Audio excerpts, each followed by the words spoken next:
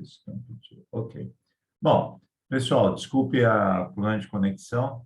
Então, eu estava falando que essas plataformas digitais vai unir o consumidor ao agricultor, mas vai unir no sentido que o consumidor vai exigir padrões de produção que a gente ainda não conseguiu perceber na sua integralidade.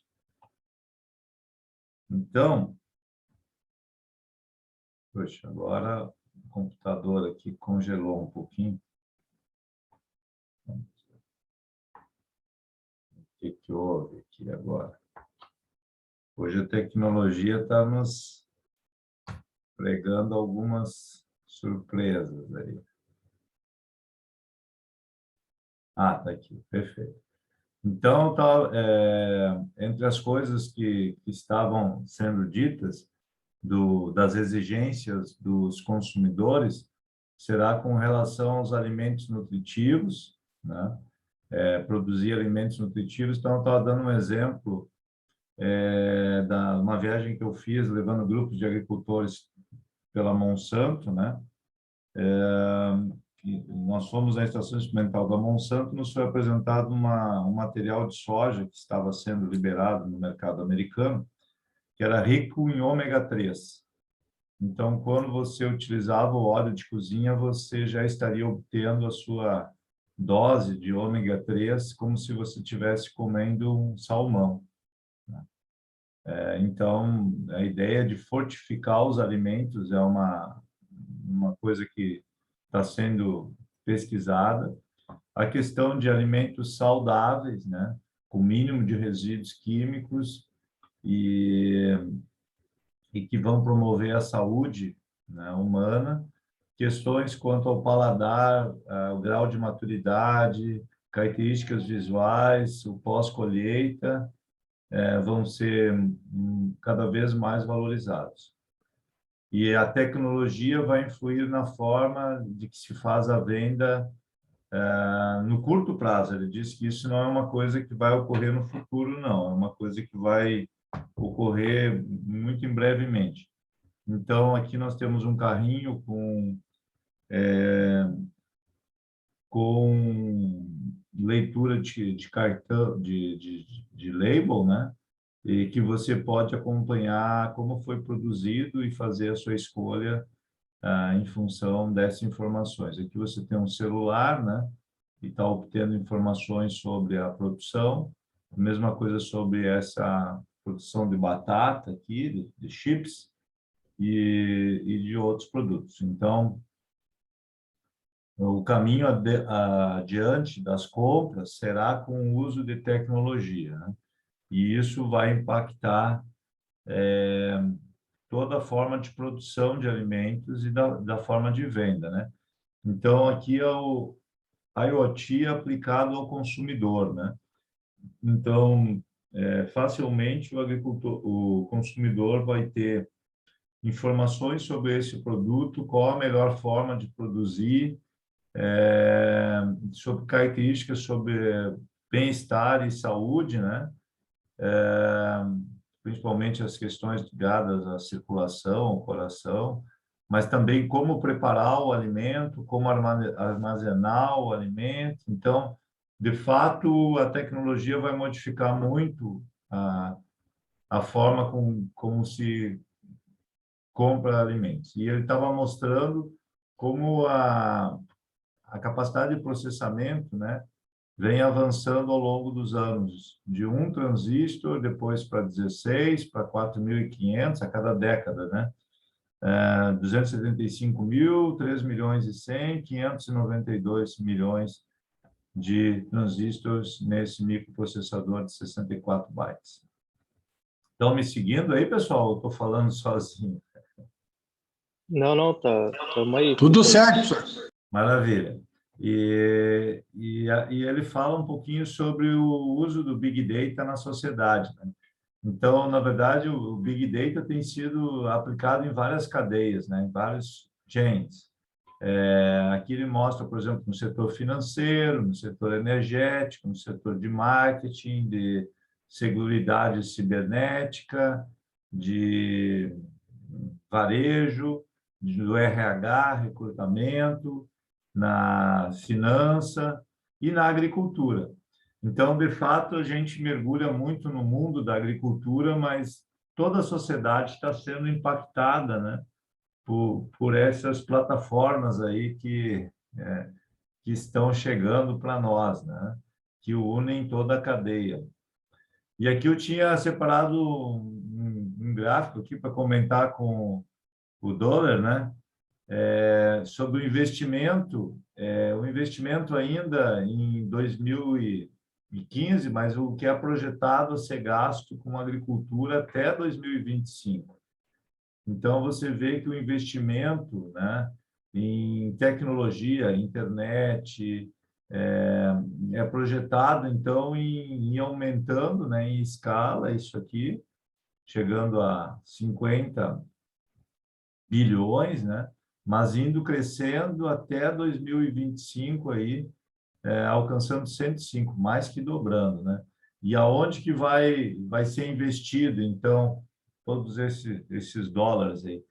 O interessante é que em softwares, para a agricultura é uma das áreas que vai aumentar muito, né, a previsão, né? 22. E ele mostrou, eu assim fico meio surpreso com isso, ele dizendo que o investimento em genética de planta vai ser menor do que o em software. Eu não sei, né? Às vezes são previsões, né, que o pessoal faz, mas que vai aumentar muito a questão de investimento em softwares, não há dúvida, né? Então, isso que ele mostra que vai mudar muito aonde que se investe no setor agrícola. E o investimento em tecnologia vai ser realmente muito grande. Problemas atuais, né? Disponibilidade de água, né? Parte do planeta aí nós temos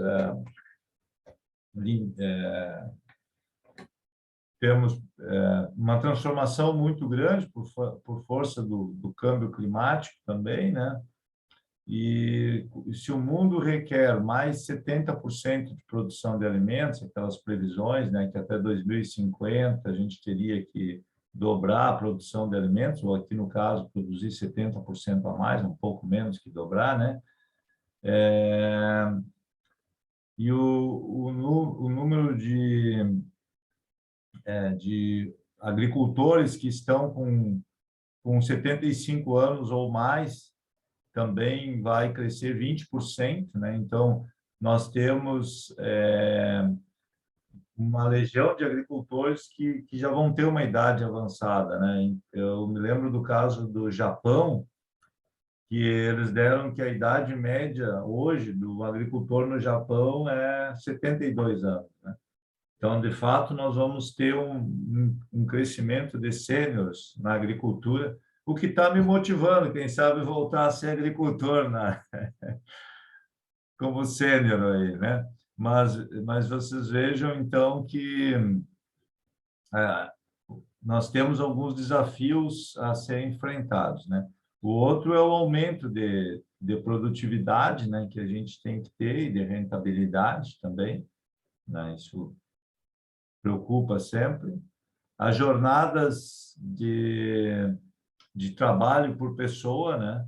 Então, aqui eles dão um exemplo do caso das frutíferas lá no Chile, né? Por exemplo, a produção de kiwi, de laranja e de uva de mesa. A uva de mesa é um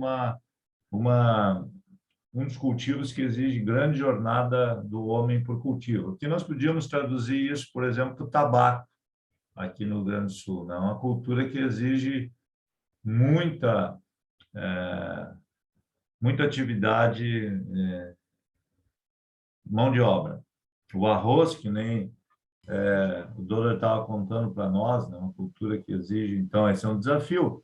Se falta mão de obra e a cultura exige muito, aí a tecnologia, né, pode ser no sentido de usar mais eficientemente essa mão de obra ou até mesmo reduzir o uso da mão de obra, como era o plantio direto. Quando foi introduzido o plantio direto, me lembro que tinha muita gente que se preocupava com isso. Eu acompanhava já a família Arnes, né, ali em Cruz Alta, e eles contavam, puxa vida, a gente, na época do convencional, nós precisávamos, para fazer 1.000 hectares, nós precisávamos 25 funcionários. E se virava turnos de 24 horas com o trator, preparando o solo. E com a entrada do plantio direto, o número caiu para 12, depois caiu para 7, e está nesse nível aí, 7, 6 pessoas, só que hoje cultivando 2.000 hectares. Então, houve, e havia uma discussão na universidade, né, de que, então, o plantio direto ia provocar desemprego no campo. E, de fato, não provocou, pelo contrário, trouxe riqueza para o campo. Só que aquela mão de obra que era usada para preparo do solo foi utilizada para outros fins, né? Então, e houve o crescimento de área também, né? O Rio Grande do Sul saiu de 3,8 milhões de hectares para 6 milhões, 6,2 milhões de hectares, né? Então, se usou essa mão de obra em outra atividade. E a mesma coisa quando você utiliza tecnologia, aquela mão de obra que ela é deslocada num primeiro momento, ela vai se colocar em outro setor da própria agricultura. Bom, então a situação de mão de obra no Chile cada vez diminui, né? Mesma coisa, uma situação muito semelhante ao que ocorre no Brasil. Também essa mudança das estações, né? Tá falando, e nós também sentimos isso, né? As estações elas estão mudando, né? Você vê que às vezes a chuva é para chegar lá no Centro-Oeste em outubro, tem anos que atrasa, tem anos que antecipa. Nós aqui também tem anos que a gente tem um inverno, né, praticamente que não se manifesta com intensidade, outros anos que se manifesta. Então, às vezes o agricultor tenta fazer intensificação, num ano funciona bem, no outro ano já não funciona. Então, ele fala que esses câmbios estacionais estão afetando as produtividades e a qualidade do que nós produzimos. E no caso deles lá é muito importante aqui. Então, meu amigo Antônio, um Shiraz e um Merlot. E ele mostrando aí alguns dados de clima. Aqui, por exemplo, era esse Shiraz sendo produzido nesse ambiente aqui, uma ambientação de materiais, né?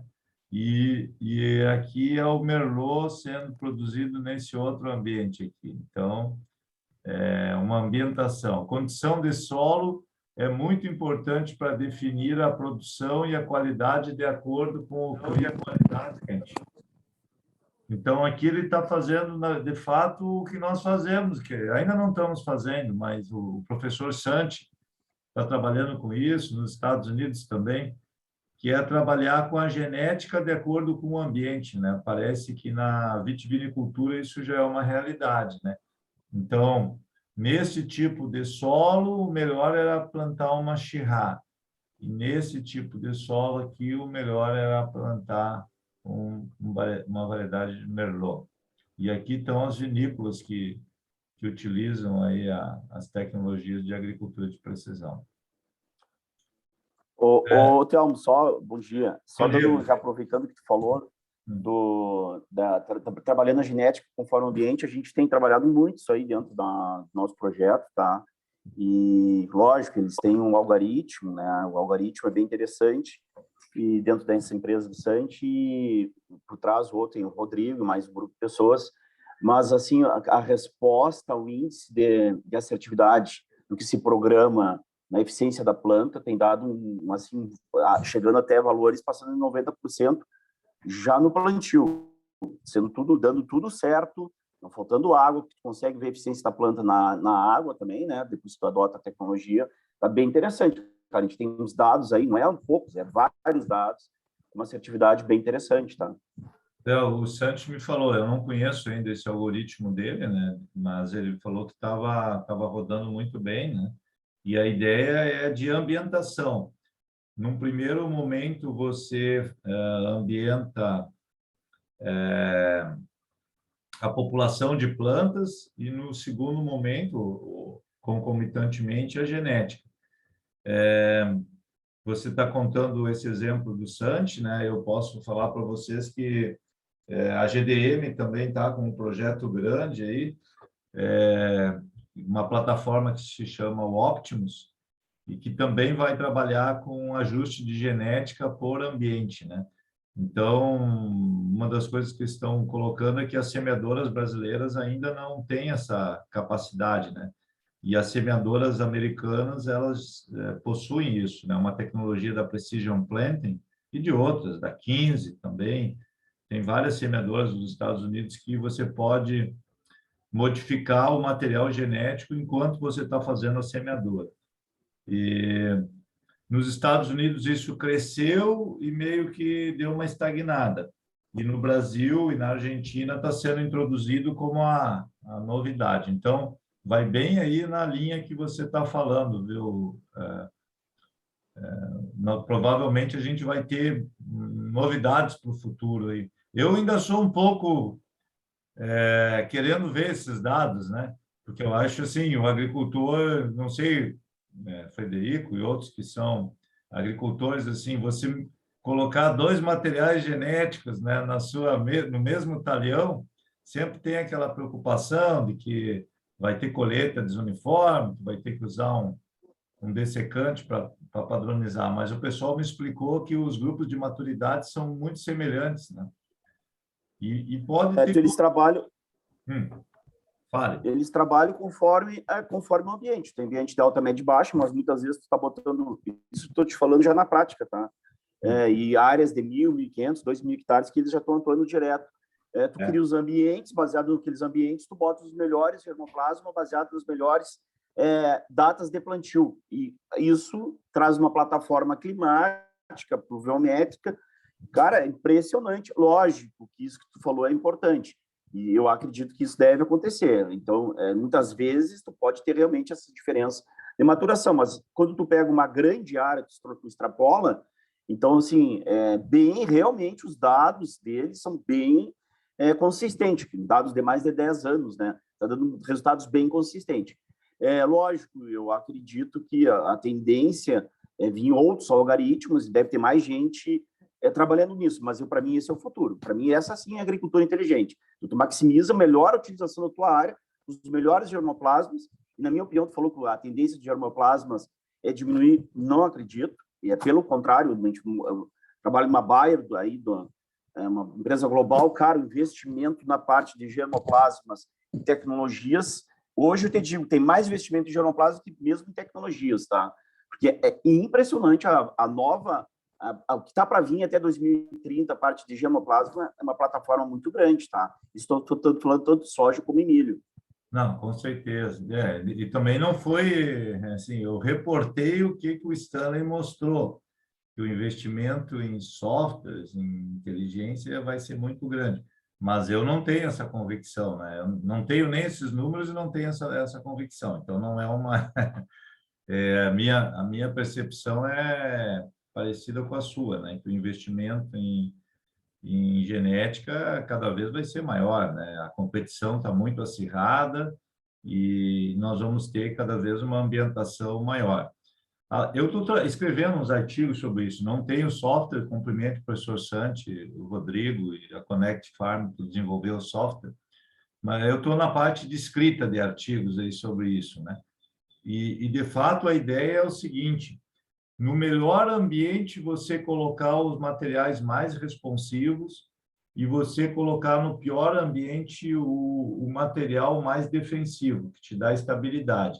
Então, eles comparam na literatura americana com o velocista e o cara que tem força. Então, se você vai colocar um jogador no futebol americano ofensivo, ele tem que ter alta velocidade.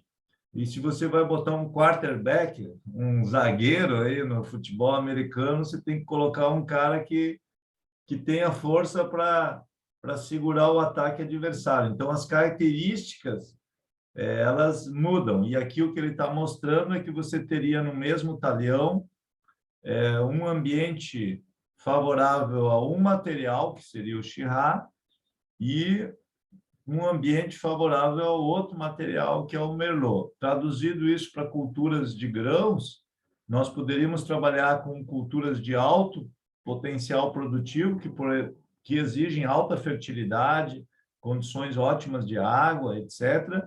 E nas áreas mais difíceis, colocar materiais que te dão estabilidade. Essa é a lógica. Bom, se usa tecnologia para obter maior eficiência e sustentabilidade. Esse é a lógica, né? Então, quando você parte aqui para o talhão que ele é uniforme, você vai trabalhar por uma média.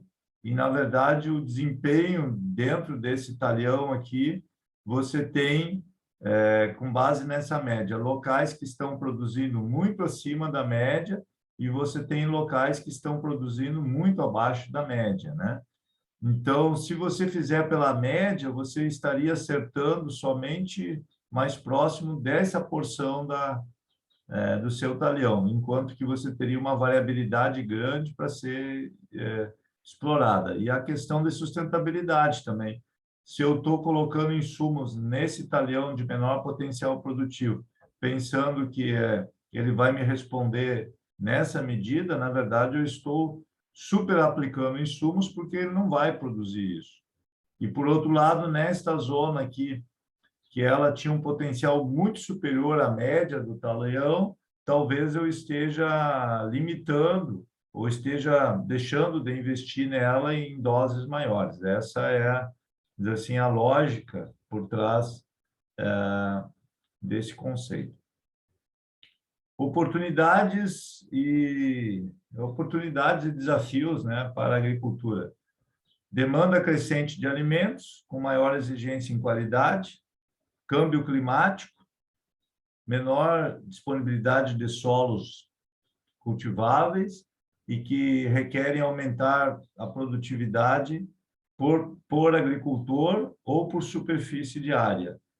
E não há uma padronização das soluções tecnológicas que permita a interoperabilidade de soluções. Isso aqui assim, é o grande desafio, né?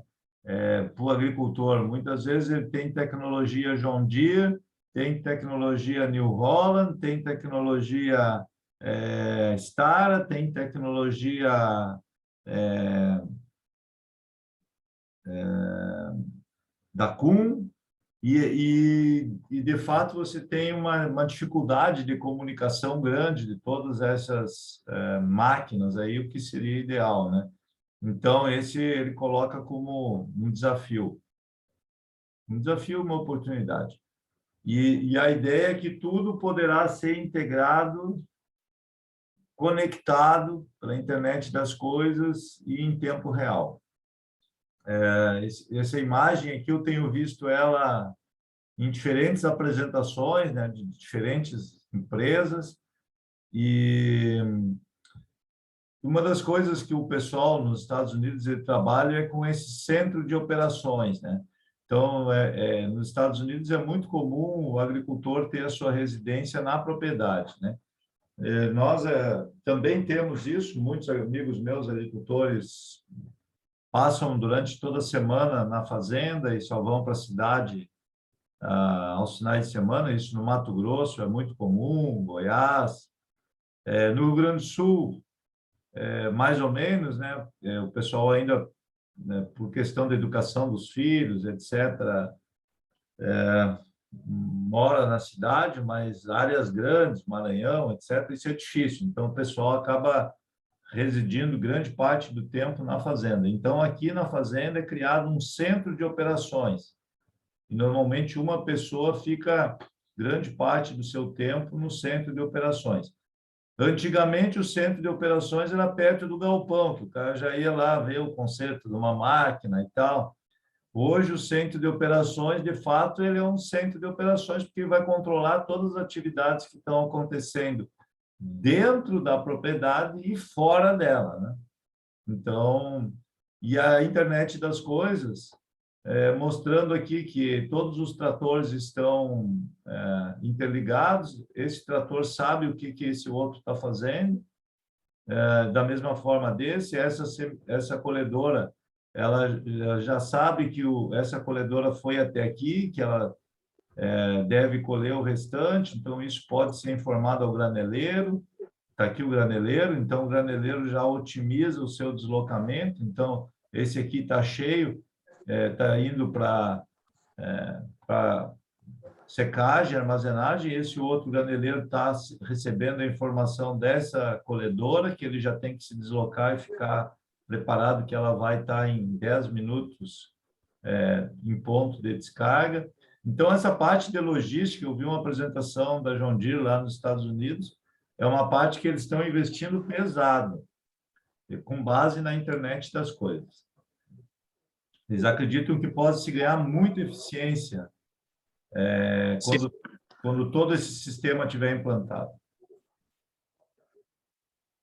A gente já tem alguns modelos aqui, né, Thelmo? Com certeza. A gente tem clientes da Climate, a gente tem clientes hoje da Climate, e nós temos um cliente, na verdade eu conheço um, que ele botou antenas em toda a propriedade, é uma cara de 3 mil e poucos hectares, gastou acho que uns 400, 500 mil, e além disso ele botou câmeras e ele montou um centro de operação dentro do escritório, são 2 telões, e ele acompanha todas desde o plantio, colheita, pulverização, dentro do escritório, por máquina, se está tendo algum problema, não está?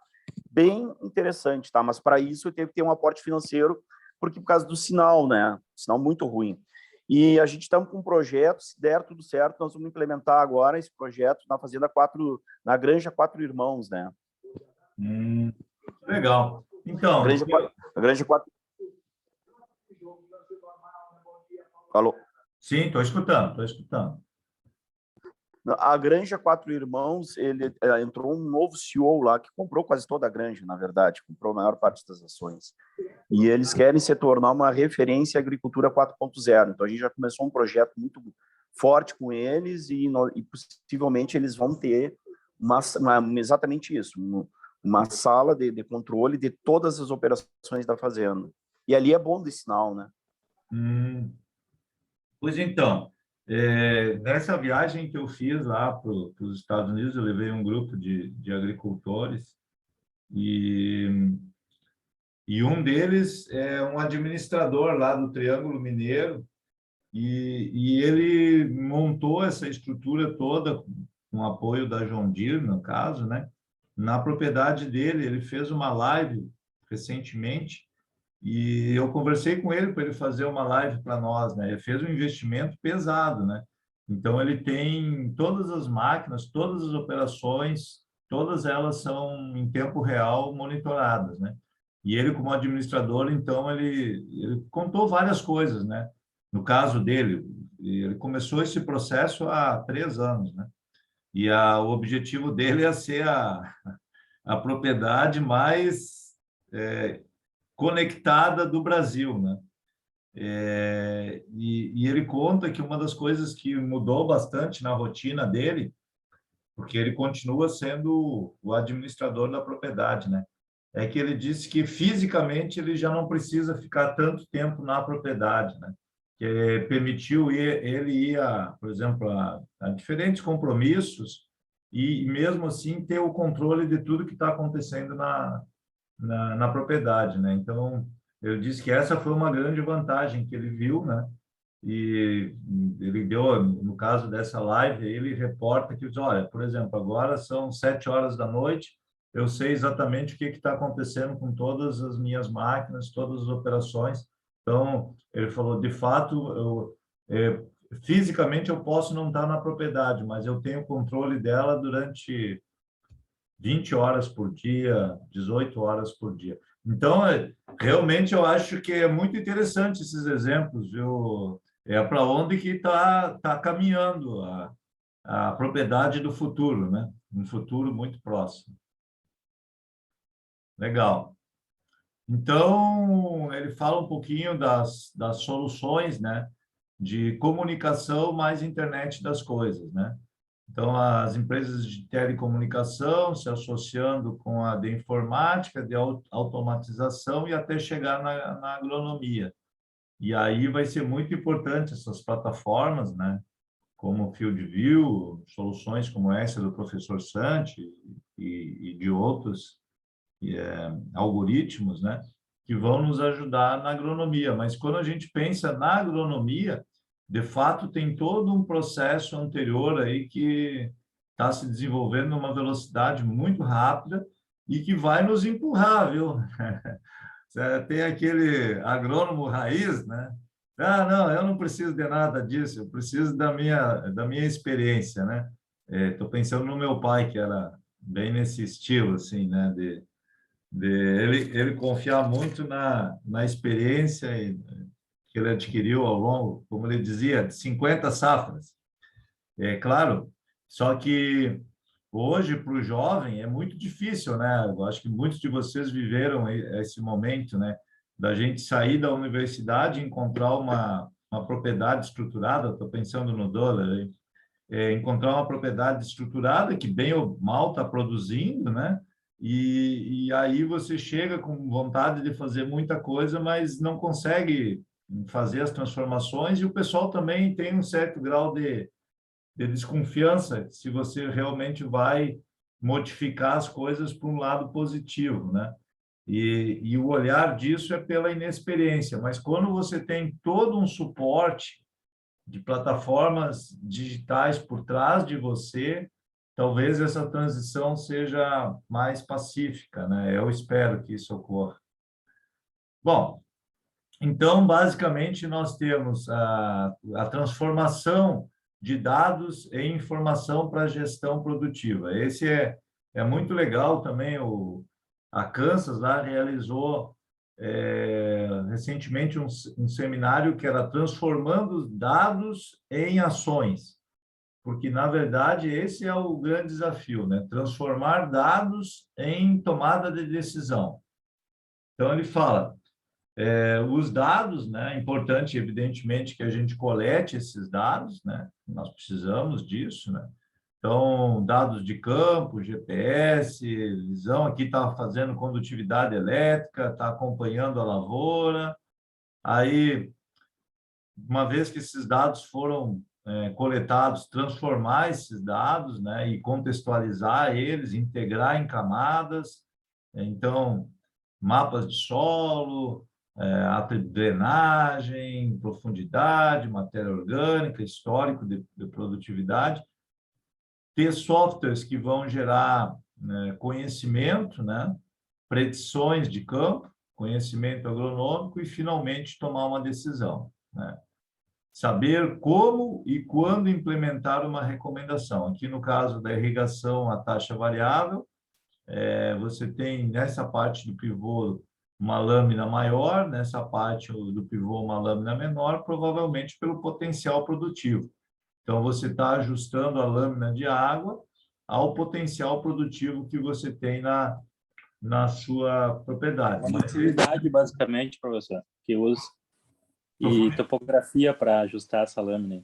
Isso, aqui declividade, profundidade do horizonte, textura, né? Isso, né? Então, irrigação, no caso das frutíferas, poda, fertilização, controle de enfermidades, de doenças, a dose variável, né? Então, um mapa de ação tática. E aqui, no caso, eles estão focando bastante a questão da irrigação de precisão.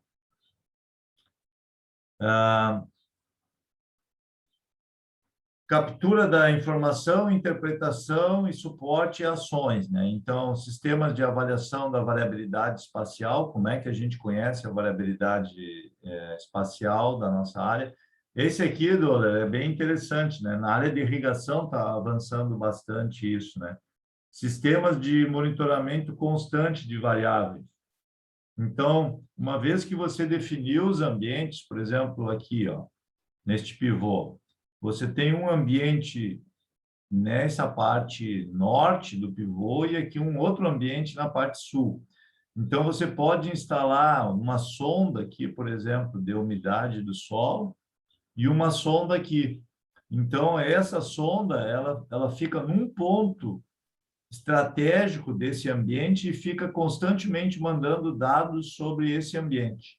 Meu professor, contribuindo nisso aí, eu trabalho com software que faz exatamente isso. Tu pode trabalhar duas metodologias, né? Que essa empresa que agora é israelense, comprou uma americana que eu trabalhava. É assim, ó, a gente faz a condutividade e a topografia, e conforme os filtros que a gente usa no software, essas manchas, vamos dizer assim, que isso possivelmente é condutividade, mas tu joga a condutividade em cima da topografia, o software te escolhe zonas de média, que não sejam com alta declividade e também não seja nem o extremo da condutividade. Daí a sonda, no caso de colocar uma só, vai na zona de média, daí você faz vamos dizer assim, um negócio virtual para identificar o que é a zona de alta e de baixa vai ter de água. E agora, a outra metodologia que vai barateando os sensores é justamente essa aí de botar um sensor na zona de baixa, uma de média e uma de alta. E até na propriedade lá em Nebraska, lá do proprietário dessa empresa, eles conseguiram fazer um piloto em 2019, onde a irrigação era autônoma, só tinha supervisão humana. O próprio software prescrevia a irrigação do dia e fazia o ligamento do pivô. Esse foi um piloto que teve lá em 2019, então já está evoluindo para a automação e a inteligência artificial total assim da irrigação.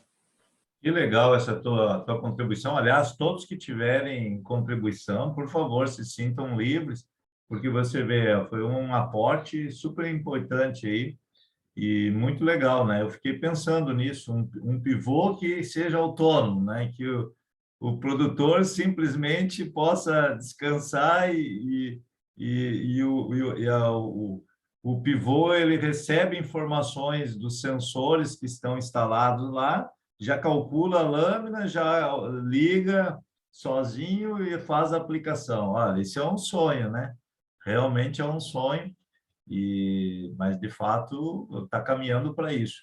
Então, de novo, usando o exemplo que eu levei o grupo de produtores que eram clientes da John Deere, a John Deere lá mostrou que ela está desenvolvendo essa tecnologia para semeadura, viu, Federico? O que eles têm lá? Como eles têm bastante a questão da umidade, armazenamento de água no perfil, que é um conceito que os argentinos também trabalham bastante com isso, né?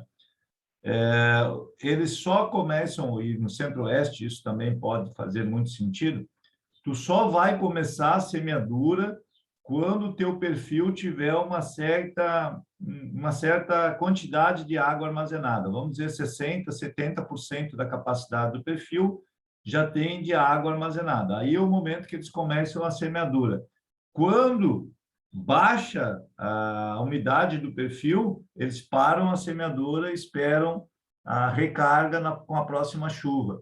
Então, você tem como monitorar essa umidade numa camada de solo, vamos dizer, de 0 a 60 centímetros, 0 a 40, de acordo com o solo que você tem. Lá no caso americano, eles têm uma camada aluvial bem grande, né?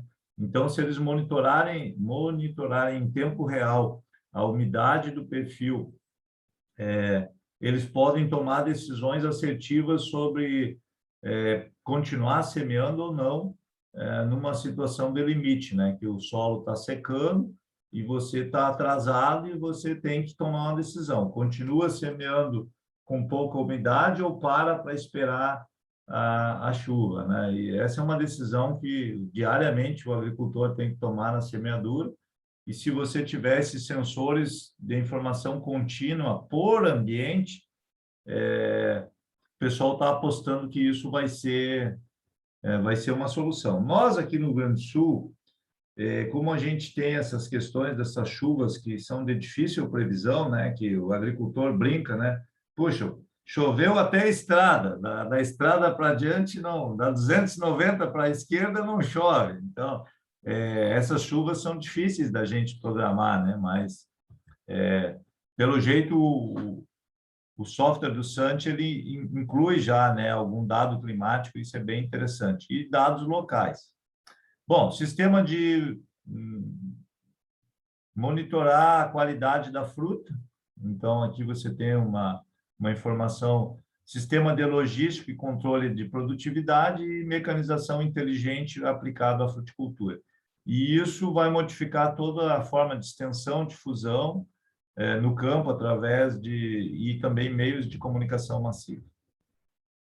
Então, numa perspectiva, né, macro, como tudo isso ocorre, você teria sistemas de avaliação da variabilidade espacial e temporal dos sítios, né, que, como você falou, provavelmente condutividade elétrica é uma das ferramentas que a gente utiliza, que ele está mostrando isso, né, uma condutividade elétrica pelo Veres, no de cima, e aqui o EM38, que ele é de arrasto, né, muito utilizado na Europa, e esse aqui nos Estados Unidos. Então, você tem uma ideia da condutividade elétrica, e com a condutividade elétrica você infere sobre a variabilidade que você tem no seu talhão, e essa variabilidade ela é muito sensível, porque às vezes aqui você tem uma transição de textura, você tem uma transição de profundidade, e até de tipo de solo, né? E que se você não tem essa informação detalhada, é quase impossível você chegar a esses limites. Fala, meu amigo. Professor, lá nos Estados Unidos eles têm muito esses dados públicos, né? Que são aquelas linhas pretas do mapa ali. Agora eu não me lembro o nome, que aquilo ali, teoricamente, é uma classificação de solo, né? É para ver como muda a condutividade, mostra muito mais detalhamento do que esse levantamento que eles têm lá. Para quem não tem condutividade, eles usam esse dado como base. Né? Tá certo, obrigado. Você está realmente me ajudando bastante aí na aula. Então, estou me lembrando da disciplina que eu fiz lá no pós-doutorado com o professor Scott Steinberg, agricultura de precisão lá na Universidade do Kansas. A primeira aula que a gente tem lá no laboratório era baixar o mapa de solos. Daí eu fiquei assim, mas como baixar o mapa de solos? Porque Surgo, acho que chama, né? Surgo. E aí você tem um levantamento detalhado do tipo de solo que você tem na sua propriedade. Esse levantamento de solo, a nível detalhado, semi-detalhado, foi feito há muitos anos atrás. E eles usaram as ferramentas digitais e chegaram à conclusão que esse detalhamento que foi feito há muitos anos atrás está perfeito. Praticamente não precisa ser refeito nada. O Brasil, até hoje, nós não conseguimos avançar nisso. Nosso levantamento de solos é a nível de município. Então, para o agricultor, pouco ajuda, né? Ajuda um pouco, mas você não tem a nível de talhão, que é o que tem nos Estados Unidos. Então, a primeira camada de informações que qualquer aula de agricultura de precisão você faz lá é baixar os tipos de solo que você tem na sua propriedade. Depois, com a condutividade elétrica, você tem um refinamento. Então, você vê que passou um limite, de repente esse limite podia ter sido passado um pouquinho mais aqui, né? Então, de fato, com a sobreposição de informações, você vai conhecer muito detalhadamente o seu solo. Obrigado. Há um projeto, assim, nós temos alguns projetos, a Fundação ABC, por exemplo, ela contratou o levantamento semi-detalhado para os associados dela. Nós temos alguns projetos de avançar nesse sentido, só que os Estados Unidos fez isso muito antes, foi um dos primeiros países a dispor gratuitamente isso para todos os agricultores. Então, realmente, esse é um investimento que gera frutos, né, por muitos anos. E, às vezes, nós gastamos aí em coisas que, nós brasileiros, né, que não vão dar retorno nenhum, né, ou muito pouco. Bom, deixa eu ficar na agronomia, que é o que eu sei, né? Ou pretendo saber, né? Então, mapas de satélites. Então, aqui você tem diferentes fontes de dados, né? Você tem um satélite, você tem uma aeronave, você tem um helicóptero, um drone, cada um coletando informações sobre o mesmo local com escalas diferentes, né? Então, essa é a outra parte, né? O field view aí ele assim, trabalha muito bem essa questão aqui, né? E outros softwares aí que trabalham com imagens. Então, a sobreposição de um histórico de índices de vegetação, de desempenho vegetal no talhão, vão nos dando informações. Por exemplo, aqui tem uma situação que a gente pode dizer que ela se repete ao longo dos anos. Agora tem que investigar o que tem nessa região aqui. Essa outra região, ela parece que tem um comportamento diferenciado. Aqui nesse ano não se comportou de forma tão clara, mas nesses 2 anos aqui foi muito nítido. Aí vem o trabalho de investigação. Qual foi a condição climática? Será que nesses 2 anos aqui foi seco? E aí, por ser seco, essa área sofreu mais? Bom, pode ser, né? Aí está associado a um tipo de solo, a uma textura. Bom, aí é investigação. Então, análise multitemporal. Aqui o mapa de produtividade de 1999, 2000, com uma classificação muito baixo, médio e constante, alto e muito alto. Então, as cores aqui estão de acordo com a tabela do Brasileirão, né? O Grêmio embaixo aqui não, o Colorado não está tão bem, mas está melhor do que nós. Então, você veja o seguinte, esse padrão de produtividade aqui, de área de muito alta produtividade, ele está se mantendo ao longo do tempo, né? Então, a partir daí, você pode gerar um mapa temático e, né, no caso aqui, eles associaram muitas das coisas que estavam acontecendo, que o satélite estava captando, pela textura do solo. Então, aqui o Veris, ou EM38, ou o equipamento da Falker, ou qualquer equipamento que permita determinar a condutividade elétrica, ela ajudou a determinar que a textura era que estava gerando grande parte da variabilidade, né? Então, aqui você tem baixa condutividade elétrica e alta condutividade elétrica.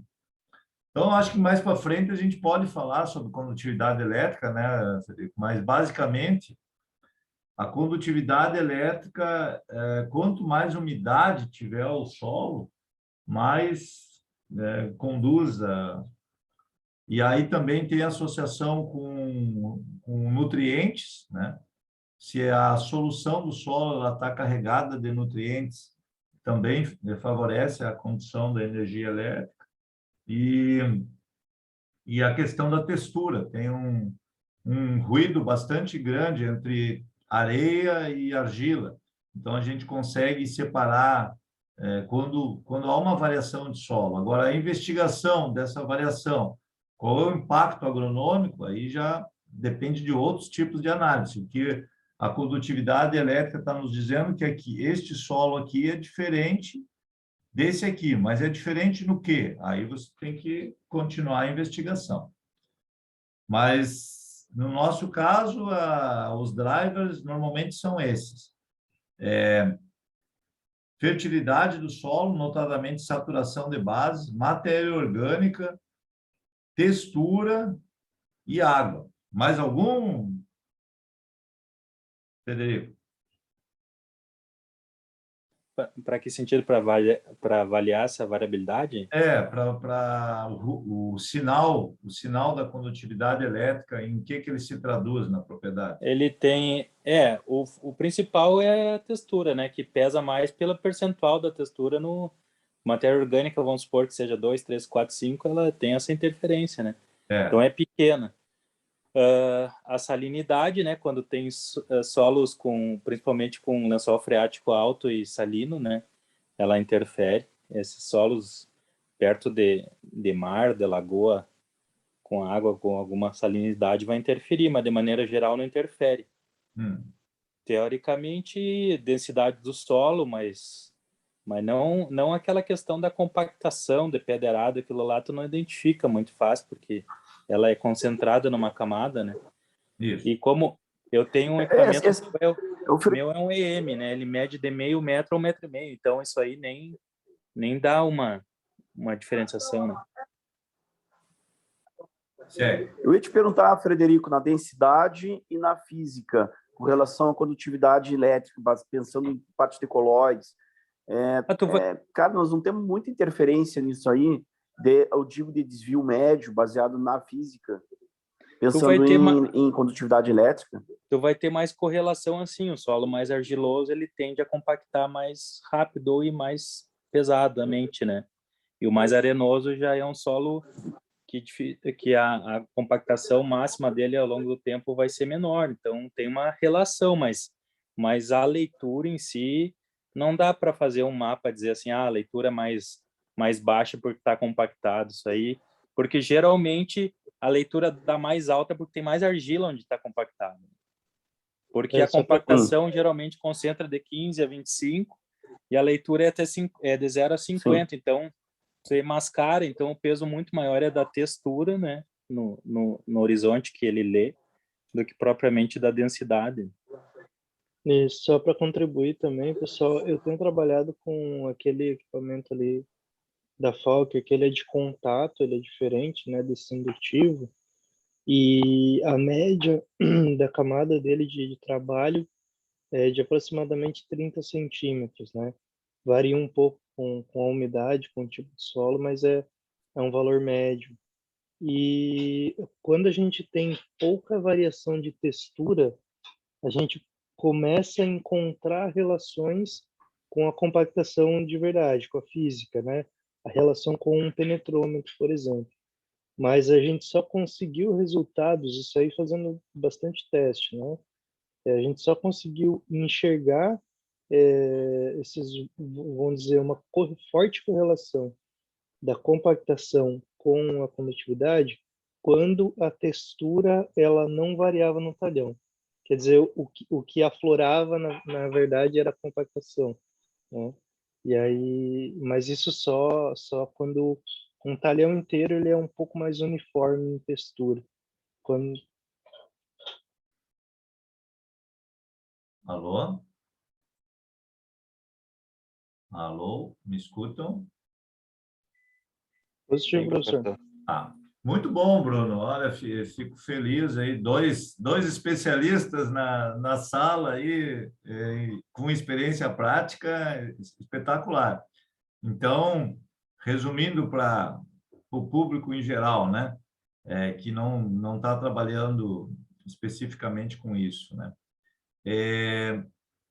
você tem um sinal da condutividade elétrica. E aí, esse sinal, você tem que investigar qual é a origem desse sinal. Então, como foi muito bem dito pelo Frederico, a textura, porque você tem lá 40% de argila, 30% de areia, ela é a primeira fonte de sinal, pela magnitude dela. Mas aí você está lá no Centro-Oeste, ou aqui no Rio Grande do Sul, mas eu estou pensando lá no Centro-Oeste, que a textura é mais uniforme, então aí você já não vai ter o ruído da textura, porque ela é mais uniforme, área plana, etc., é mais uniforme. Então aí passa a ser outro fator que vai começar a influenciar. E aí a umidade do solo, a retenção da umidade do solo, a matéria orgânica, a compactação. Então, é perfeito, Bruno. E a Falker, ela tem... Como é que é o nome do produto? É o Terran, professor. O Terran. Nós temos aqui na universidade, né? Estamos utilizando ele em quase tudo que é coisa, né? E eu trabalho também com o Vélez, né? Infelizmente, não tive dinheiro no laboratório para comprar o M38. Mas, assim, olhando o que acontece nos Estados Unidos, olhando o que acontece na Europa, essa é uma ferramenta muito importante. E eu diria para vocês, no caso brasileiro, que a gente não tem o levantamento semi-detalhado, seria uma ferramenta assim que ia nos melhorar muito a qualidade. Eu digo assim, professor, eu falo hoje pensando em tecnologia, por exemplo, hoje eu penso, sinceramente, um monitor de colheita que custa pesado, né, o custo com a máquina e tudo mais. Eu acho que é preferível a criatura lá fazer uma condutividade do que investir, às vezes, numa máquina superdimensionada para a propriedade, porque hoje as máquinas, as modernas, são, às vezes, muito grandes para algumas propriedades, para vir com essa tecnologia.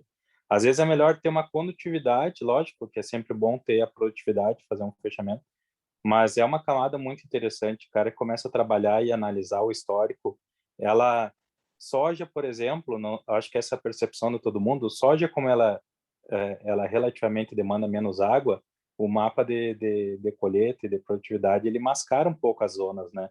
Já o milho, que é muito exigente em matéria orgânica e água, ele fica muito mais parecido com a leitura da condutividade. Mas igual o milho tem muitas interferências, né, de população, de aplicação de nitrogênio. Então eu vejo assim que, pensando, lógico, tem o fomento dessas empresas de máquinas, mas se fosse pensar na minha ótica, assim, qual é a primeira layer aí que eu gostaria de ter para começar o processo todo, puxando um pouco para a brasa dessa questão da condutividade, eu acho que seria a condutividade, sabe? Para poder mudar um pouco do que está sendo feito.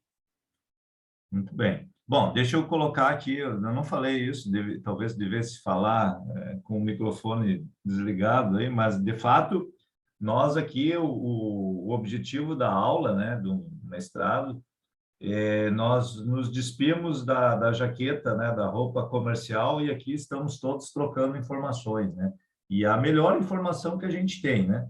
Então, enquanto professor e enquanto turma, sim, claro que cada um de nós, a gente tem uma ligação ou mais ligações comerciais, mas aqui realmente é a questão técnica que deve nos guiar, que deve nos orientar. E então, assim, né, peço a colaboração de vocês, e eu também vou me policiar com isso, de que nossos interesses aqui não são comerciais, né, absolutamente. E embora eu diga assim, a gente não vive num mundo abstrato, né? Evidentemente que se eu vou utilizar uma tecnologia, eu vou precisar de um fornecedor para essa tecnologia, não tem como. Às vezes na universidade eu vejo que o pessoal, eles querem se manter assim como neutros, né? Totalmente neutros, mas aí eles não têm as ferramentas, né? Então você precisa conhecer todas as ferramentas que estão à sua disposição. Então aqui nós temos um dos equipamentos que está gerando um mapa de condutividade elétrica dessa área. Aí, esse mapa de condutividade elétrica é uma layer, como foi dito. A próxima layer vem de índices de vegetação, né, que podem ser obtidos de diferentes formas, satélite, aviões, avião agrícola, como foi dito, né, tá aumentando muito o seu uso. Então, já que o cara vai fazer uma pulverização, Antônio, ele já pode também fazer um monitoramento, né? Basta botar uma câmera lá e já que está sobrevoando toda a área, já me traz uma camada de informações. Ou com drones, aí você percebe claramente, ó, aqui o comportamento do índice de vegetação está sendo explicado por uma característica de solo. E aí nós vamos ter que entender que característica era essa de solo que estava influenciando este comportamento vegetal. Aí depois faz lá as estatísticas, um box plot, que essa é uma forma hoje para a gente publicar artigo, se usa muito esses box plot aqui. E aí você vai saber que você tinha uma mancha aqui, ó. Aqui era o solo mais argiloso e aqui você tinha uma mancha mais arenosa. Então, neste caso, essa diminuição da argila aqui tornou essa área mais produtiva. Claro, isso vai depender muito da profundidade que a gente está analisando, etc. Mas é uma informação. Se o solo, eu estou pensando aí em Santo Ângelo, São Miguel das Missões, você tem solo com 80% de argila. E também lá no Paraná, Londrina, várias regiões do Brasil, você tem muita argila, mas muita mesmo. Então, esse solo aí, eu estou me lembrando dos agricultores lá de São Miguel das Missões, grupo de agrônomos e agricultores, eles me levaram lá quando estava seco. Mas vamos falar de perfil, professor. Aí, quando chegou a 30 centímetros de profundidade que nós abrimos, eles abriram uma trincheira, simplesmente não tinha como, não tinha instrumento que penetrasse naquele solo com 80% de argila. Ele falou, não, professor, aqui quando fica seco, o senhor não imagina o que é a resistência à penetração desse solo com argila. Então, talvez, se tivesse um teor de argila muito alto, diminuir um pouco esse teor de argila favoreceu o desenvolvimento das plantas, por compactação, né? Bom, é uma hipótese que eu levantei.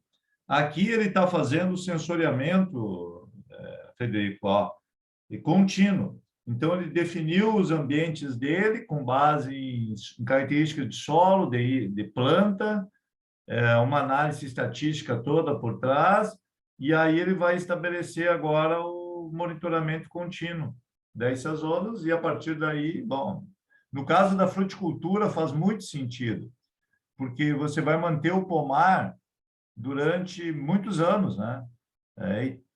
4, 5 anos no mesmo local. Propriamente a cana também. Então, faz muito sentido você monitorar isso.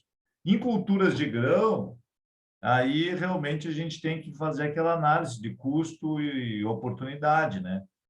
Mas irrigado, por exemplo, se você vai fazer taxa variável, parece, faz muito sentido.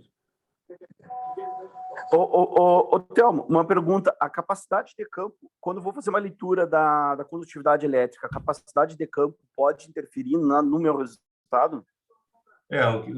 Tem vários trabalhos mostrando isso, né? Ela afeta a leitura, mas não muda o padrão, né? O Bruno pode falar melhor que isso. Então, o que a gente nota... O Brasil acabou de errar um pênalti.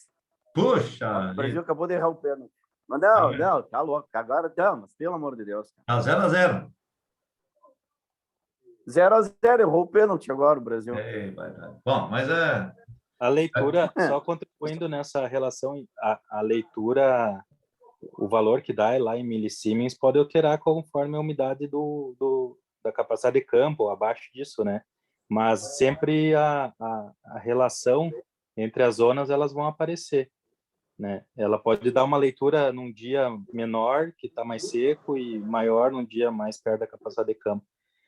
Só que daí também o Bruno pode falar aí, esses sensores que têm esses discos aí, eles precisam de uma certa umidade na parte superficial do solo, senão eles não conduzem eletricidade, né? Para fazer exatamente. Então, o princípio de medição, né? Ele tem a questão da necessita. palha também, né? A palha, se você tem um disco de corte bom, né? A palha até não interfere muito. Você vai trabalhar com regulagem do equipamento. Mas a questão da umidade, ela sim, sem dúvida, ela interfere, né? E a análise que eu faço sempre é como se você tivesse feito a medição com pouca umidade, feito a medição na capacidade de campo. A analogia seriam 2 gráficos espelhados, porém deslocados. Basicamente seria isso. Ele mantém o padrão, só que muda os valores absolutos, né? Perfeito, Bruno. E como o valor absoluto para nós pouca coisa diz, né? O que interessa mesmo é conhecer a variabilidade que existe no seu campo. É uma avaliação que ela tem uma estabilidade ao longo do tempo muito interessante. Então, eu tenho no Projeto Aquários lá leituras de condutividade elétrica que foram feitas 5 anos atrás, 3 anos atrás, 2 anos atrás, alguns meses, e você sempre enxerga o padrão da área. Então, assim, ela é uma das coisas que anima muito nesse sentido. Bom, eu tenho mais 15 minutos para liberar vocês, mas vocês estão vendo que a apresentação se você olhar como um todo, eu sei que tem pessoas aqui com muita experiência em agricultura de precisão, mas o meu sentimento, assim, que o Stanley realmente ele consegue ter uma visão muito abrangente da agricultura de precisão, né? Você pode discordar ali uma ou outra coisa, se o investimento vai para cá, vai para lá, isso aí são coisas macro que às vezes é difícil a gente pressentir, mas do ponto de vista de organização das ideias, assim, eu gosto muito da maneira como o Stanley organiza o pensamento da agricultura de precisão. Então, aqui ele está mostrando outras opções, né, de usar radar para determinar textura, né? Então, aqui a relação do radar com argila e aqui com areia. Então, tem uma relação aqui de 0,40, aqui de 0,32, né? Uma nuvem de pontos razoavelmente grande, né? E você tem, quando você tem ao longo da reta aí, pontos, né? Você fica um pouco mais seguro com relação a isso, né? Então, aqui eles, com radar a 30 centímetros de profundidade, gerou um mapa, né? E aí, Antônio, esse mapa aqui é que às vezes nos dá algumas informações importantes, né? Por exemplo, essa parte aqui, ela tem muita argila a 30 centímetros de profundidade. E aí, se você está num ano seco, o milho talvez não consiga explorar esta camada, porque vai ter uma resistência à penetração alta, né? Especialmente se a chuva for fraca. Tu imagina, assim, chuvas de 20 milímetros. Então, não é uma umidade que vai abastecer a camada profunda. E a camada profunda, ela tem muita argila. E já aqui, essa camada profunda, ela tem pouca argila. E aí, essas chuvas espaçadas, elas são suficientes para que o sistema radicular se aprofunde. Então, criei um exemplo hipotético, né? Então, às vezes, você tem uma informação sobre o perfil é importante. Aí, o Christian, que está nos acompanhando, né, Christian? E aqui, se nesse solo mais argiloso, tem mais alumínio. Reteu mais alumínio. Aqui, ele é menos argiloso e, consequentemente, ele é menos ácido em subsuperfície. Isso também pode ser uma barreira ao aprofundamento do sistema radicular, e aqui pode requerer uma dose de condicionador de solo ou de corretivo, né? Seja qual for a fonte que você vai utilizar para manejar o subsolo de forma diferenciada aqui desta região.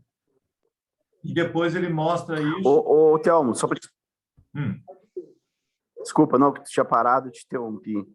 Só para te ter uma ideia, com relação a essa parte que tu está falando nesse ponto, hoje dentro do projeto a gente abre a porteira, a gente faz análise química, física e biológica e de densidade, de 0 a 40. A gente entende que de 40 para baixo já é uma capacidade, já é uma densidade que seria do próprio relevo, então não tem interferência direta. Pelo menos é o que tem nos mostrado mais de 10 mil análises que a gente já tem hoje. Talvez nem sei se tem algum projeto com tantas análises de densidade, curvas de produtividade e N fator. Mas eu concordo contigo. E aí vem o que a gente falou lá no início, que tu estava falando no início. Aí vem os germoplasmas, que baseado nisso aqui, eu consigo ajustar o germoplasma e a população. Isso a gente já tem em milho. E é impressionante os resultados que a gente está tendo, muitas vezes com o mesmo híbrido, que o caso da produtor... Milho ainda é bem diferente da soja, mas o futuro é que a gente realmente consiga, dentro da própria plantadeira, ir trocando as variedades conforme nessas variedades, botam materiais mais tolerantes, a mais acidez, ou menos tolerante, e no final eu consigo ver a capacidade, o aproveitamento de água por planta. É isso que a gente está indo, tá? Mas isso que tu está mostrando aqui hoje, a gente já está fazendo com respostas impressionantes em produtividade, só baseado nesses fatores e arranjamento de planta. Acho que parabéns aí para vocês, para o projeto, né? Realmente, acho que esse é o caminho. Nos Estados Unidos, um dos pensadores lá, né, o Jerry Hatfield, o chapéu do campo, Hatfield, vocês podem procurar o nome dele, ele é pesquisador do USDA, e então ele trabalha o seguinte, GEM, genética, environment e manejo. Então, G, E, M. Você tem que combinar as três coisas: a genética, o ambiente que você está e as práticas de manejo. Então, esse é, assim, é o como Hatfield, ele tem vários livros escritos sobre isso, artigos, né? De como explorar as oportunidades da genética, do ambiente e aí, finalmente, as práticas de manejo que você vai adotar. Muito bem. O monitoramento do vigor de plantas e sua associação com diferentes variáveis produtivas, por exemplo, o rendimento. Opa. Então, nós temos aqui a imagem de satélite, pessoal tentando fazer o entendimento, né? Então, uma das coisas que os drones aqui é um pomar de vitivinicultura, né? Então, eles têm uma informação detalhada de como está o desempenho, né, de diferentes partes do pomar. Então, você tem aqui um altíssimo índice de vegetação, provavelmente aqui vai dar um vinho de uma qualidade diferenciada. Aqui você tem um ambiente com um índice de vegetação muito diferente, né? Então, ou ele requeria uma genética diferente ou um manejo diferente. Lembra do GM, né? O ambiente, às vezes, você não consegue modificar ele. Então, já que o E tu não consegue modificar, então você vai modificar o G e o M, certo? Às vezes, você pode trabalhar nesse ambiente a longo prazo e mudar ele, né? Mas se você não pode mudar ele, então aí você tem que trabalhar com a genética e o manejo. E aqui ele mostra um caso típico, né? Então, esses dados de vegetação, ainda a gente pode dizer que é uma coisa relativamente nova, né? Assim, nossos pais, eles não tinham essa ferramenta, né? E, claro, as plataformas estão aí, e a extrair valor dessas plataformas, transformar isso em dados agronômicos e em larga escala, né? De que todo agricultor se sinta confortável em usar isso, realmente assim, é o grande desafio, né? Mas eu diria para vocês que o índice de vegetação ele é uma camada super importante também na tomada de decisão. Embora alguém vai dizer, não, Bruno vai dizer, não, eu estou preocupado com o solo, com a condutividade elétrica. Sim, mas para te entender melhor o teu solo, essa camada de índice de vegetação vai ser importante, né? Então, são complementares. Talvez o risco, né, Frederico, é se você confiar demais numa camada só e desconsiderar as outras, né? Então, aí você pode ter um ruído na sua interpretação. Quanto maior número de camadas você tiver e camadas temporais, mais assertivo você vai ser nas suas recomendações. Então, aqui está uma estrutura de dados aí. Então, aqui ele mostra índices de clorofila, o acompanhamento do índice de clorofila deste pomar, aí, dessa área de vitivinicultura. Aqui, dia 11 de outubro, dia 4 de novembro, dia 28 de novembro. Então, aqui já deu um índice de vegetação muito maior, e aqui foi a evolução desse índice ao longo do ano, né? Então, como é uma cultura perene, você pode acompanhar ela, como ela se comporta ao longo do ano, e aí você vai começando a ter uma tendência de comportamento. Então, aqui eles têm, por época, né, como é que se comportou. Aqui provavelmente estava num período de dormência, né? Aqui teve uma vegetação, um rebrote muito intenso, depois se manteve num índice elevado. Então, estudar esses padrões, né? E aqui ele mostra, então, o NDVI, e a produtividade. Esse talhão aqui produziu 58 toneladas e ele avançou dessa forma, o NDVI, atingindo um valor máximo de 0,79, 0,68, 0,80. E aqui um talhão que produziu quase o dobro. Então, aí você já vê o padrão de comportamento, né, que tinha. O que a gente nota é que este salto de índice de vegetação ele ocorreu muito mais rápido, né, de uma inclinação de reta maior do que esse outro aqui, que teve algum retrocesso no caminho. Então, entender esses padrões ainda é alguma coisa desafiadora para todos nós, né? E a outra coisa também aqui é quando ele maturou, ele rapidamente caiu. Então, entender isso para cada cultura e associar padrões de NDVI e a evolução temporal do NDVI com o desempenho vegetal, eu diria para vocês que, bom, aí precisa realmente um banco de dados muito grande, um algoritmo, etc., para poder interpretar como isso ocorre. Eu já tentei fazer isso com meus estudantes aí, né? Tentar obter isso com leituras muito frequentes. Teve uma área aí que a gente fez manualmente o NDVI a cada 4 dias. Eu combinei com o produtor, ele botou lá de Palmeiras das Missões, meus amigos. Então, a cada 4 dias a gente tinha uma leitura de todos os tratamentos, nós tínhamos vários tratamentos, e depois, quando eu peguei aquele monte de dados, eu não consegui tirar a informação que eu queria, sabe? Então, mas eu acho que é um caminho importante. Manejo de irrigação, aí agora entrou na área de alguns... Meu professor, esse é o software que eu usava, no caso, que eu uso, que a empresa essa migrou para uma plataforma cloud. Esse é o Virtual Agronomist, que está ali em cima. É uma empresa australiana. Virtual Agronomist. É uma empresa australiana, que é a PCT, que eu trabalho com eles, represento eles, que construiu o Virtual Agronomist para Cropmetrics, que seria a empresa americana que eu comentei.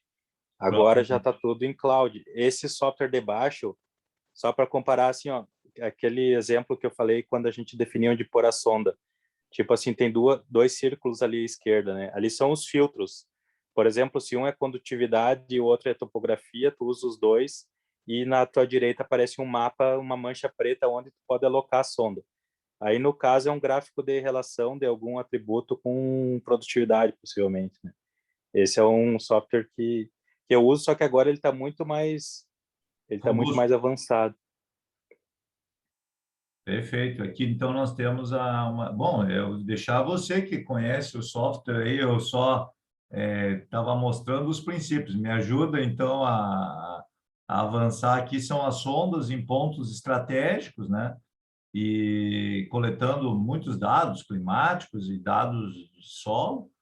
Esses dados, então, eles podem ir para a nuvem, né? Ou pode ir para uma central de armazenamento, ou para ambos, né? Uma rede local. Daí, dessa rede local, que seria na fazenda, migra para a nuvem, é processado na nuvem, né? E depois retorna com a informação que você precisa tomar. Não sei se você quer fazer algum complemento aqui dessa... Não, o que o procedimento normal, assim, vamos dizer, do início ao fim, seria o quê? O primeiro passo é o levantamento condutividade plano altimétrico, que tu vai ter os layers do terreno, né? Outros layers que você usa, lógico, é produtividade, para ver como é que, se tem já algum problema de próprio manejo já no pivô existente, né? E próprio mais satélite, o Antônio Mensah, que o Field View lá na Níquel lá tinha um problema de aspersor, por exemplo. O NDVI é muito mais sintomático, né, de outros problemas de aplicação também. Então, tudo usa essas informações para fazer a prescrição. Em ordem para fazer a prescrição, você faz uma análise física dessas zonas, né? A gente cria zonas com a condutividade, faz uma análise física e determina a capacidade de campos. Com essas diferentes capacidades de campo, a gente calibra aquela tabelinha lá que está à esquerda, lá em cima, com cada ângulo, com cada lâmina, né? Botando, teoricamente, mais água ou mais frequente onde a capacidade de campo é menor e irrigando menos onde a capacidade de campo é maior. Então, essa aqui é a teoria. Daí, como eu falei, os sensores, geralmente o custo era alto, né? Vamos dizer assim, hoje eram $1.600, custo Estados Unidos por sensor, para o Brasil ia chegar, sei lá, $2.500. Você colocava um por pivô, né? Uma estimativa muito melhor, né? O dado climático, professor, como essa empresa tem trabalhado assim, ó, não nos interessa muito o clima. Clima nos interessa a estação meteorológica só para fazer previsão, porque não se faz cálculo de evapotranspiração indireto, sabe? É diretamente medido pela sonda de solo o balanço hídrico direto. A comparação é assim, ó, tu tem um carro, daí tu tem um medidor do ponteiro do combustível ali. Tu olha para aquilo ou tu bota uma biruta em cima do carro, calcula 1000 coisas indiretas para chegar a ver quanto tu tem de gasolina. Então, esse é o raciocínio. Qual é a tendência se tu tem uma biruta para calcular o que tu tem no tanque? A tendência está sempre enchendo o tanque, né? Tu anda um pouco, mas eu acho que já dá para encher porque deve estar tanto. Daí é o erro de super irrigar, né? Que geralmente é o que tem sido o que acontece com métodos de estimativa. Perfeito, tu já Boa. analisa o saldo líquido que tu tem de água disponível lá para as plantas, né? Em vez de tentar fazer todo o balanço como se fosse um trabalho científico. E essas sondas, geralmente essas FDR, já lê a temperatura, salinidade e umidade. Então ainda tem mais a salinidade do solo, a condutividade e a salinidade, no caso. Dá para Ô, ler. Frederico, Oi. permite uma pergunta aí. É muito legal a explicação, viu? O fato de você é, alocar somente um sensor é em função, desculpe, é em função de que você fez toda uma estatística e calibrou vários parâmetros, né, que Uhum. tem relação com a capacidade de campo do solo, e aí você escolhe um ponto específico. Então não é necessário espalhar vários sensores, tipo, numa de alta, numa de média, numa de baixa, enfim, já Não tem uma que não seja inteligência por trás, né? não que não seja necessário. Teoricamente, tu Uhum. faz uma estimativa teu sensor vai estar numa região de média, né? Vamos supor, teu solo retém... Vou falar em lâmina de água. Até falando do Maurício lá, tem um mapeamento na área dele lá, que ele tem uma variabilidade de lâmina prescrita que deveria ser de 7 a 14 milímetros no mesmo pivô. Por quê? Porque ele tem, vamos dizer, uma textura que deve ir de 15 a 40 no mesmo talhão de cento e poucos hectares, né? Então Barbaridade. tem esse tipo de variabilidade. Então, o ideal é sim, é ter uma de cada zona, né? Porque te dá mais assertividade e tu tem também mais dados, né? Para ficar fazendo a prescrição. A questão do colocar uma só é mais em função do custo, daí sim tu usa alguma inteligência aí para te estimar essa variação da mínima para máxima, né? Então é Entendi. tudo o Ela ideal, não, quanto mais melhor, né? entendi. Ela não exclui a possibilidade também de ter mais sondas distribuídas que talvez Não. aumentariam a Até assertividade, então. uma técnica que a gente usa é assim, ó. Essa empresa, que é a Cropex, que comprou a Cropmetrics, ela agora é fabricante de um sensor, né, que é uma sonda que eles chamam, FDR também. Agora é ADR, acho que é a deles. Uma recomendação é botar um equipamento mais sofisticado na zona de média e botar um equipamento mais simples na zona de alta e baixa, só para ter, vamos dizer assim, a umidade, né? Por exemplo, eu tenho uma sonda FDR de 90 centímetros de profundidade que vai na zona de média, custa $2.500, como eu falei. Mas eu posso também usar umas de $1.000 na zona de alta e de baixa. Então, essa economicidade pode ser pensada também, Bruno. Trabalhar com diferentes custos só para ter informações mais detalhadas de um item só, né? A gente não precisa ter várias coisas, porque essas sondas são complexas, né, em termos de eletrônica. Então, daqui a pouco tu tem uma mais simplificada nessas zonas de alta e baixa e fica com uma mais central para ser a referência. Entendi isso. Muito bom. Valeu, Frederico.